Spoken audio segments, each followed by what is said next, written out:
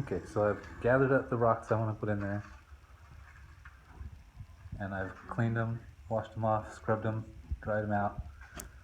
Next step is to soak them in epoxy so that they're not porous, and then I'm going to, as they're drip drying, I'm going to take them and put them in here so that they'll stick. And I've decided not to use this resin for the main pour.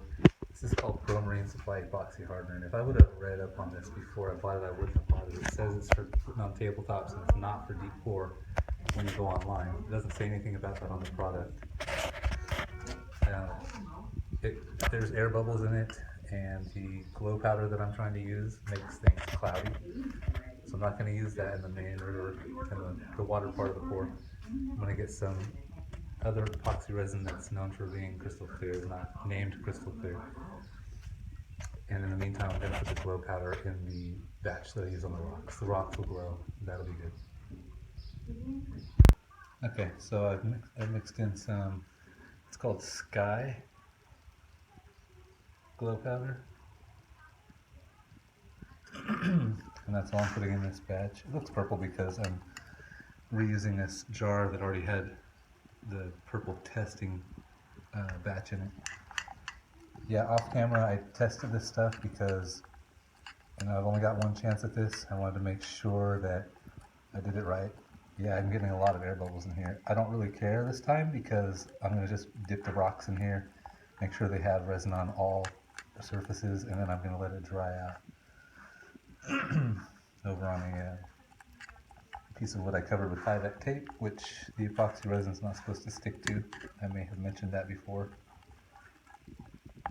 When you're mixing epoxy, when you first mix the two parts together, it looks stringy. They say stringy. I guess stringy is kind of good. It's like you're pulling fog around, and behind your stirring stick, it's like leaving a trail of gray, stringy, smoky looking stuff.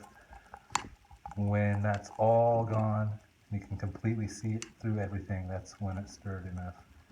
And then I'll still stir it just a little while longer, just because that's how I am.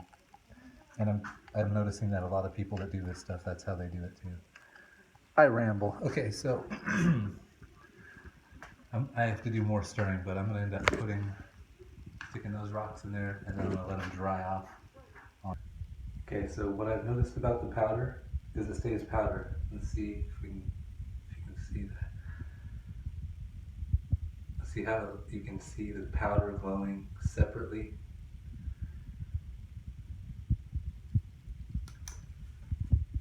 Okay, so instead of dipping them in there, what I'm actually doing is I'm dipping my fingers in here, just kind of smearing it all over them.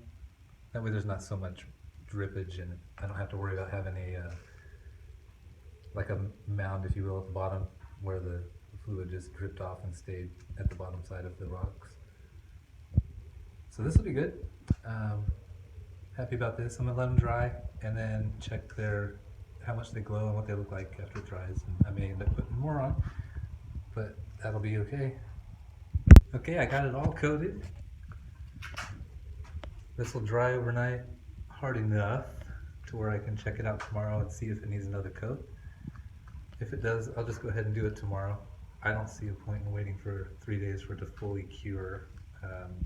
It'll probably stick better to itself anyway. So that's it for the day, and I'll be back at this in the morning.